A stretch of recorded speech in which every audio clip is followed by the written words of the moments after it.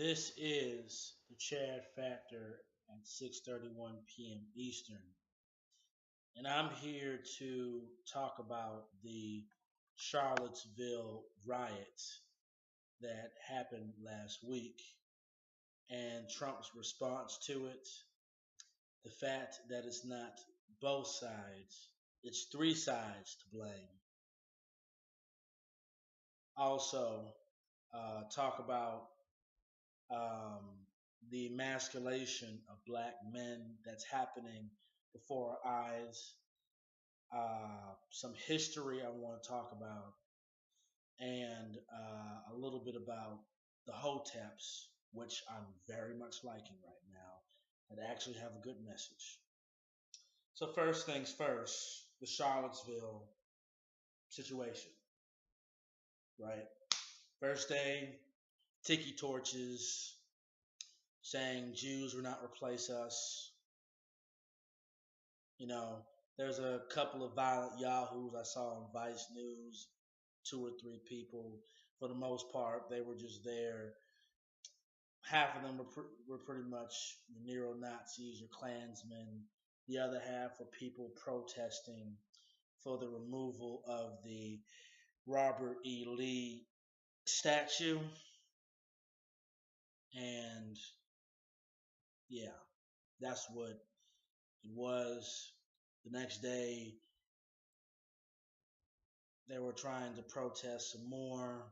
Police did not do their job. They were ordered to stand down. Antifa and far left protesters came.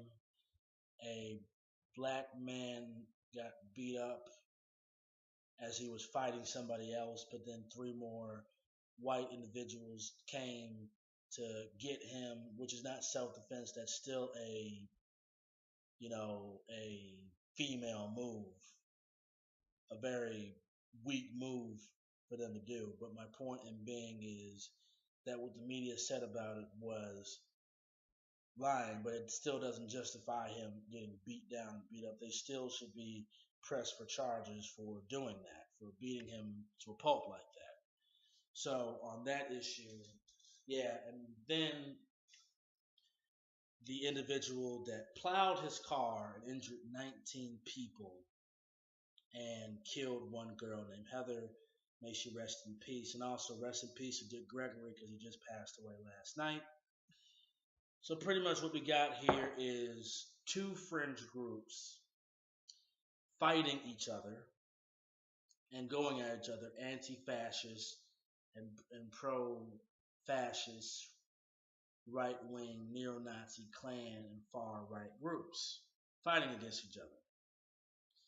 This was mostly a white-on-white melee, white-on-white violence, not trying to say that black-on-black violence and this shouldn't be talked about, but this right here was white-on-white violence, punching, kicking, sticks, plowing a car through the crowd where the woman died. But the police should be at fault here, and that's why I said three sides: the alt left, the alt right, and the police, because the police did not disperse the crowds or try to separate the crowds from what they were doing, and trying to protect both parties of what free speech they were practicing. And we have the Fox News cucks basically saying that there was no violence on the left, that they're not both sides, it's just the right wing and white supremacist side that's the worst side, not the people throwing feces, throwing bricks, and trying to attack people for who. Because if they were being attacked, I would say self-defense, but they were just protesting. That's literally all what they were doing. And then Trump's response to Charlottesville, I agreed with him when he said both sides were at fault, both fringes were violent. I felt that the thing where he said that there were very fine people on both sides was a little bit off. But you know, I mean, he can say that. He can say that, but I think that was unnecessary to say. Just condemn both of the sides. that were violent and just leave it there. You don't have to say they were good, bad. Just say both sides were violent. So that couldn't have been that couldn't have that should have not even been said. But the main thing is, he said that both sides were violent. He said that as they were trying to tear down Stonewall Jackson, Robert E. Lee, they were going to turn down Thomas Jefferson, George Washington, because they were also slaveholders and slave owners. And that's what it was coming down to. Okay? So when he's saying this, he's absolutely right. But what he forgets to mention is that the police were at fault for not dispersing the crowds and not doing the job they're paid for to do, and they basically won a melee. And then there's a clip and a report I'm going to post down. I'm going to post down all the stuff I'm saying about how they were ordered to stand down to basically let the groups clash with each other and just fight amongst each other. So the police could have prevented this woman from dying if they dispersed the crowds and made them separate. But both sides were trying to fight each other. Both sides wanted violence. And the other thing, like I was just mentioned, was that if they wanted to take down Stonewall Jackson, Andrew Jackson, they would try to turn down George Washington and Thomas Jefferson. Okay? And people will say that the Confederate soldiers were traitors, slave owners, things of this nature. I understand where you're coming from. But if you're going to say, because both of them, this is what equals the founders and the Confederate generals, it was succession they were trying to do. The only difference is the George Washington, Thomas Jefferson won when they succeeded from Britain. The South just lost. That's the main difference. And what people are also going to tell you is that they just wanted to do it because of slavery. When in actuality, slavery was going to go on its way even if there wasn't a war. So the question being, did there even have to be a civil war? And Ron Paul illustrates this. Ron Paul illustrates this beautifully, saying that there didn't have to be a war because he didn't say the slave rebellions, but I'll say this, that there were slave rebellions besides Nat Turner going on in which the slave masters were afraid for their lives. So the plantations were going downhill because there were so many slaves waking up and rebelling against them, killing them, going against them. And then you had the white population who had low wages because of the unpaid labor the slave owners were having with them doing it, with them having the slaves and not paying the white workers. So what I'm saying is, if you go to that context, okay, they did have a right to succeed from the Union because that's actually, you have a right to succeed from a country if you want to have your own private country. But also, there didn't have to be a civil war because the South was on its way to do it. Because yes, it was economically feasible for the South in regards to the rich, but it wasn't doing good for the white or poor class because the wages were going lower and lower and lower. So it would have left because of the Western movement against slavery, because of wages, and because of slave rebellions that were happening.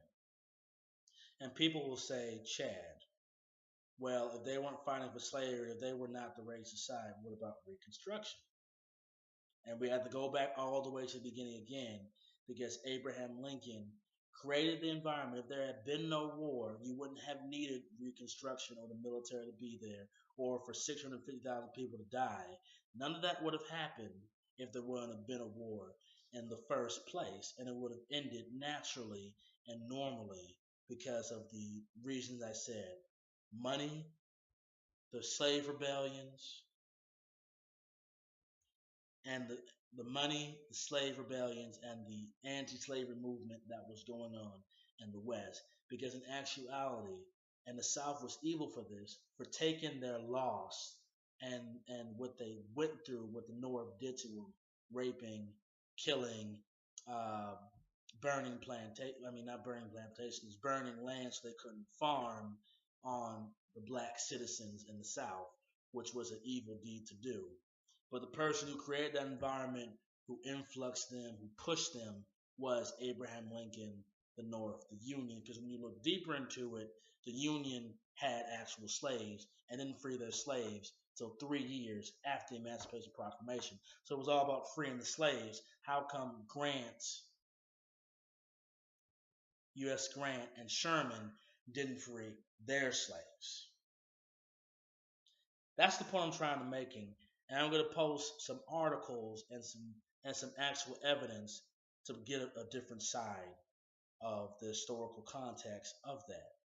And yes, there are some people who are on the southern side trying to rewrite history in Texas specifically, trying to say that it wasn't slavery. We all know that that did happen.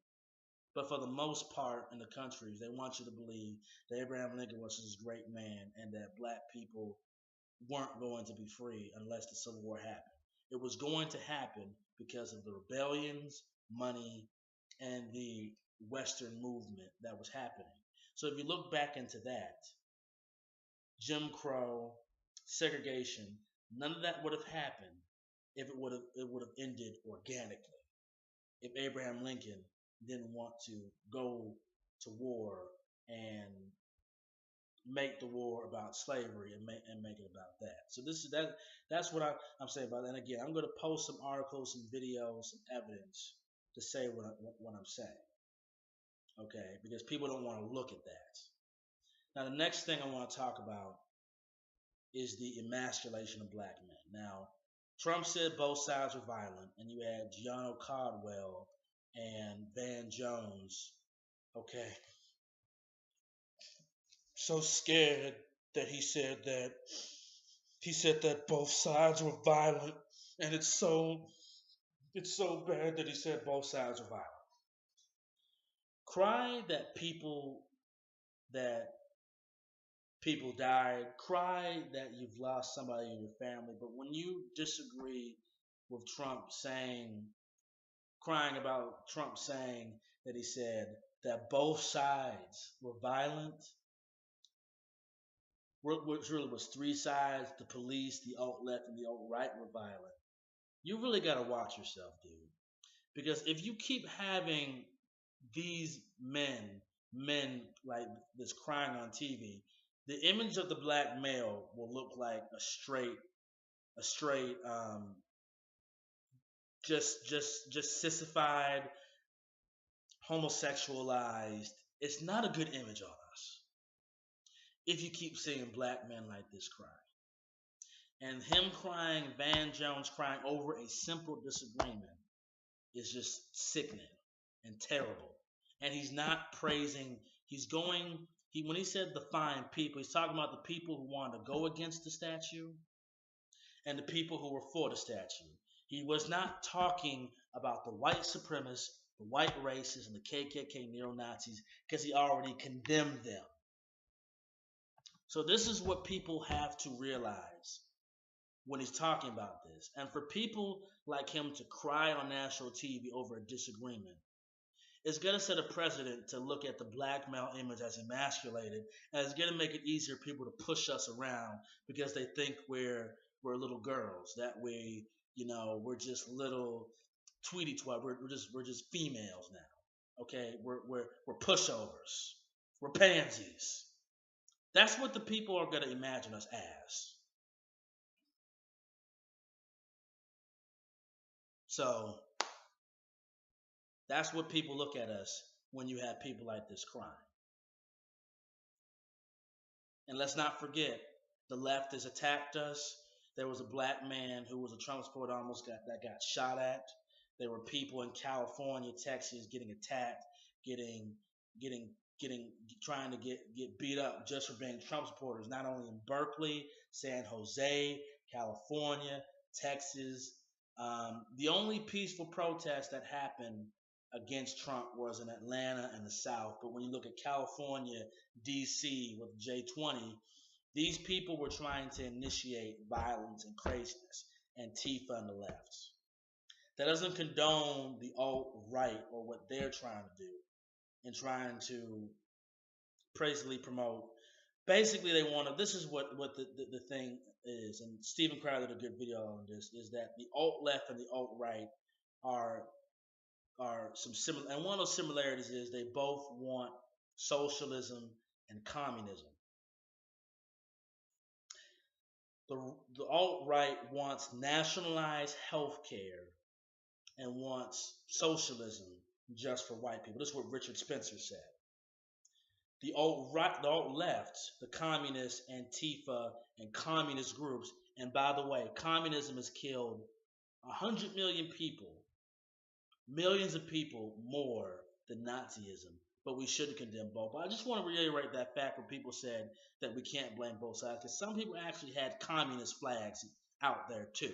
And communism has killed 100 million people. Let's get that straight. So anyway, they both want communism and socialism in their own way. The alt right wants it to where only white people get it. The alt left and Antifa want it for everybody, and want government to control everybody's moves and standards. So, and again, I'm going to post Stephen Crowder's video on that subject and the evidence he provides on how both of them have similarities in that regard, even though they completely hate each other. So, but what I'm just trying to say is that they want to convince you that he's not condemning white supremacists in Charlottesville. They want to convince you that this was just a thing going against black people and trying to kill us. This had nothing to do with us. Yes, one black man got beat up, and that's sad and it's disgusting. But for the majority of the part, this was white on white violence and corruption and them battling each other. This had nothing to do with us. That's what I keep trying to tell you people. And shout out to the Hotep Nation for saying that anti-racism is worse than some races, because they want to control black politics, control what we do. They don't want us to do for self or do on our own, conduct our own businesses, be to our own, and not have government intervention on every goddamn thing. They don't want you to think for yourself. They just want you to do it. That's why I keep saying that communism and socialism is creeping into America, and that's what the left wants. That's why all these sites are getting censored. That's why conservatives and libertarians are getting censored on Facebook and different groups. It's because they want this. And I'm urging people to do more research on this, on blaming the police, how they're orchestrating these two groups together, how all these protests are getting, how the alt-right is getting funded, how anti-fascism and the left are getting funded. Because it seems like the fringe groups are getting funded by different outsources of private organizations. And it might not just be George Soros, it could be other people. But that's my point in talking about this. I'm going to post everything I'm saying to you in the description.